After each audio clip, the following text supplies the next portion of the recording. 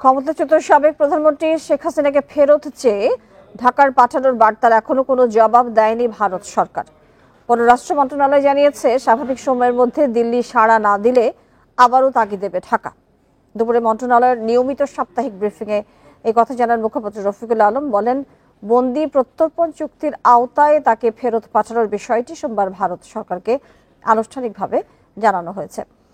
দিল্লির ফিরতি জবাবের অপেক্ষায় রয়েছে ঢাকা। তিনি বলেন, সাবেক প্রধানমন্ত্রীর ইস্যুটি সংবেদনশীল, তাই এই বিষয়ে দুই দেশই সময় নেবে, সেটি স্বাভাবিক।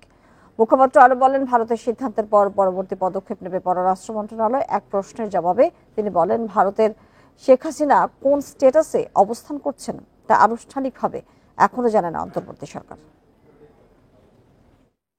এক্সট্রাডিশন ট্রিটিটা দেখেন, আমি যতটুকু মনে করতে পারি এখানে কোনো টাইম লিমিট মেনশন করা নাই। সুতরাং এটার উত্তর পাওয়ার জন্য ভারত সরকারের পক্ষ থেকে উত্তর আসার জন্য আমাদেরকে অপেক্ষা করতে হবে। আমরা একটা সময় পর্যন্ত নিশ্চয়ই দেখব, যে কোনো জিনিসের উত্তর দেওয়ার একটা স্বাভাবিক সময় আছে। যদি সেই সময়ের মধ্যে উত্তর না আসে তাহলে এটার আরেকটা তাগিদপত্র দেওয়া হবে, আবার জানানো হবে যে আমরা এটার জন্য উত্তর এক্সপেক্ট করছি।